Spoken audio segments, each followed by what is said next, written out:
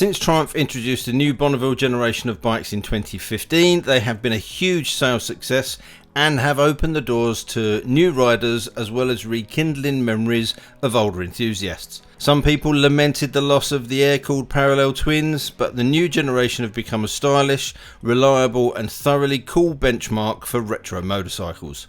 Today, Triumph unveiled their new Bonneville range for 2021, so in this video I'm going to take you through what's new for each model and look at all of the important changes and what we can expect when they hit the UK showrooms. If you're a subscriber or have watched the content of my channel, then there's no prizes for guessing which model I'm going to start with. I bought my Street Twin on the day it was launched in February 2016 and instantly fell in love with it. I also started pulling bits apart to modify only 2 days later, but that to me was the big appeal of the bike. It made bolt-on customization accessible. I wasn't the only one who felt that, as it became Triumph's biggest selling bike in the modern classic range. The 2021 Street Twin doesn't stray away from the original, but there are some notable progressions in the package. The engine is now Euro 5 compliant and boasts lower emissions, but this hasn't come at the expense of performance. Peak power remains at 65 PS and torque at 80 Nm. It's when you look at the rest of the bike that you notice the changes. First off, how nice is the new cobalt blue colour? I do like blue bikes and this finish is a beauty, definitely the one I'd go for. If the blue's not for you, it also comes in matte ironstone and jet black. You may notice the change to the seat. It's got a 10mm thicker foam and is said to be more comfortable. There's less drop in the rider section of the saddle, so it looks more like a flat bench seat, which I think is better, but it still has a very accessibly low 765mm seat height. There are new cast wheels too, with machine detailing on the spokes, although the Pirelli Phantoms remain. And the sharp-eyed amongst you will spot some bodywork changes. The side panel is redesigned and features mesh openings and a new graphic.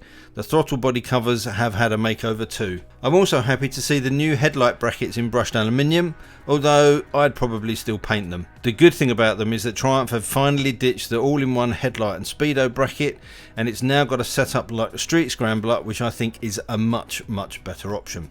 As you would expect, the accessory catalogue is brimming with 120 different parts available for this model alone. Most are the same as the existing range, but I did spot a bullet seat and cowl mentioned, although I can't find an image of it. Prices for the new Street Twin start at £8,200. But that's not all. If you're looking for a more exclusive model, then the Street Twin Gold line might be for you. A limited run of just 1,000 gold lines will be available worldwide, and each come with a certificate of authenticity. It's a styling exercise of course, but for the extra £600 over the standard bike, you get a matte sapphire black paint scheme with a gold heritage logo and hand painted gold pinstriping. This gold striping also appears on the side panels and the wheels. The paint scheme with the contrasting brushed knee pads and centre stripe do look pretty stunning, and if you like to bag one, get in quick when they're released in May. Okay, that's probably enough on the Street Twin. Let's turn our attention to the T120 and T120 Black, where there are a few more changes going on. For a start, there's a 7kg saving on the curb weight of the bike. This has been achieved through a number of ways. Firstly, the engine mass has been reduced significantly with a lighter crankshaft. Optimised clutch and balancer shafts also reduced inertia, which means the new T120 will feel a bit more sprightly and responsive.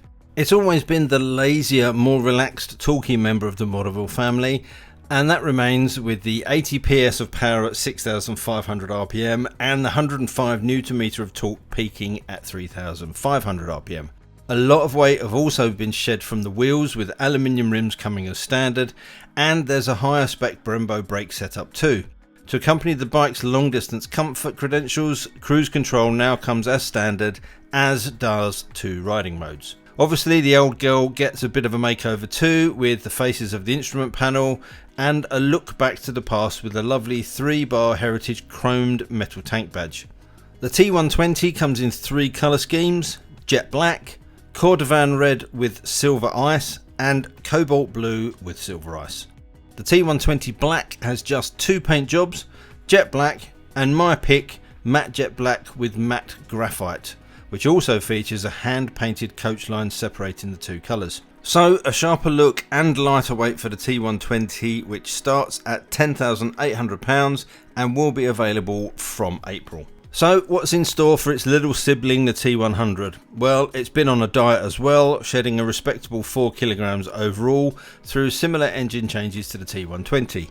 Not only that, but the changes bring another 10 PS to the party with 65 PS peak power and 80 Newton meters of torque, as well as the red line being another 500 RPM around the clock. There is a higher specification Brembo brake up front and new higher spec cartridge forks to boot. This and the weight loss should make a noticeable difference to the handling and the agility of the bike. Cosmetically, the changes are similar to its bigger sibling with the redesigned clock faces, new cartridge forks and uprated Brembo brakes.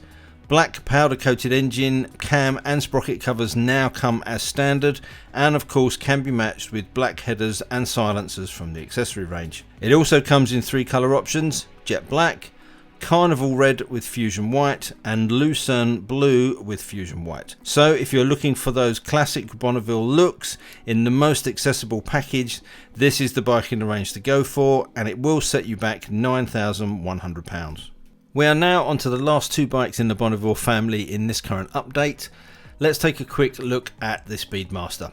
Personally, I've always liked this bike and it seems to have been overshadowed somewhat by the bobber, but I think it's a really appealing bike if you're looking for a cruiser. Much like the other models in the range, the engine has had a rework to lower inertia and give the bike a bit more pep and responsiveness. Emissions are reduced to meet Euro 5 compliance, but again not at the expense of performance. This is one of the benefits of Triumph's under-stressed parallel twin motors. In terms of changes for this update, the Speedmaster gets bigger 47mm Showa cartridge forks and an apparently even more comfortable twin seat setup. The rider gets a new separate lumbar support and the pillion gets 11mm more foam. If you don't take a pillion, you can easily switch from the twin seat to a single seat configuration. Again, there's a new bezel on the clocks and 3 classy colour schemes: red hopper, fusion white with sapphire black and the ever popular jet black. As you'd expect, there's a ton of accessories and the Speedmaster will hit the dealers in March with a price tag of £11,850. Let's finish with what is Triumph's fastest selling model ever, the bobber. As you would have gathered by now, the same reduction of engine inertia has been applied to the bobber, but there are a few other changes. It gets a new 12 litre tank to help further its range, which is one criticism the bike did come under.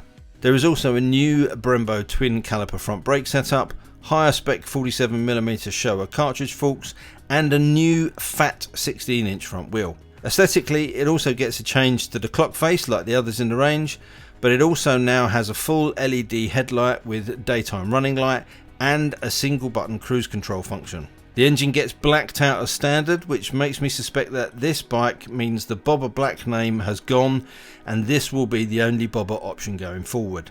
3 new paint schemes will be available when it hits the streets in March: matte storm grey with matte ironstone, cordovan red which looks lovely, and of course jet black.